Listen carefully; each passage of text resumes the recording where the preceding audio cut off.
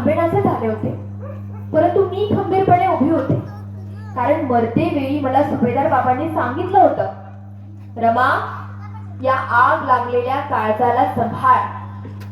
माझ्या त्या चिमुकल्या यशवंताच्या डोक्यावरून हात फिरवला होता आणि साहेबांकडे नजर केली होती, जणू ते साहेबांना बोलत होते.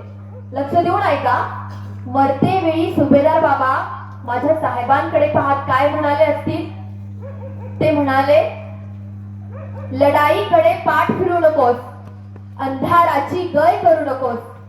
लढाईकडे पाठ फिरू नकोस, अंधाराची गय करू नकोस.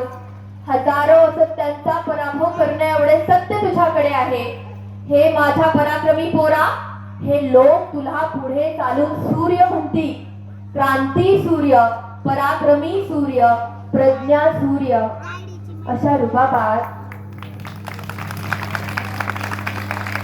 माझे रामजी बाबा मात्र आमच्या सर्वांना सोडून कायमचे निघून गेले. बाळांनो, माझ्या साहेबांच्या डोळ्यातील अश्रू मला थांबवायचे होते, म्हणून मी साहेबांकडे गेले आणि साहेबांना सांगितलं, साहेब, अहो मान्य आहे मला, आपले सुभेदार बाबा आपल्याला सोडून कायमचे निघून गेले, परंतु तरी पण तुम्ही एवढा लवकर हार मानू नका, कारण आपल्या सुभेदार बाबांचं एक स्वप्न होतं की तुम्ही तुमचं शिक्षण पूर्ण घ्यावं. कित्येक तरी दीनदलित वंचितांना शिक्षणाच्या सोयी सुविधा तुम्ही उपलब्ध करून द्याव्यात. म्हणून साहेब, तुम्ही एवढा लवकर हार मानू नका, एवढ्या लवकर ढासाळून जाऊ नका. असे छोटेसे शब्दांनी मी माझ्या साहेबांना धीर देण्याचा प्रयत्न केला आणि या शब्दांमधून माझ्या साहेबांना धीर मिळाला आणि माझे साहेब त्यांचं त्या पुढचं उच्च शिक्षण घेण्याकरिता आता मात्र अमेरिकेला निघाले.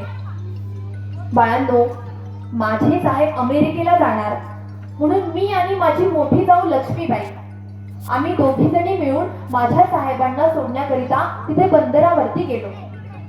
त्या बंदरावरती खूप साऱ्या जहाजा उभ्या होत्या. त्यापैकी एका जहाजेमध्ये माझे साहेबही बसले आणि त्यांची जहाज अमेरिकेच्या दिशेने रवाना झाली. माझ्या साहेबांची जहाज अगदी टिंब होईपर्यंत मी मात्र तिथंच बघत उभी राहिले.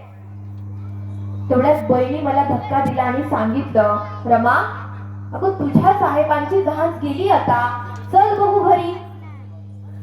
बाळांनो, तो धक्का हा साधा सुद्धा धक्का नव्हता, तर तो धक्का मला जाणीव करून देत होता की माझे साहेब आता दूरदेशी परदेशी गेले आणि आता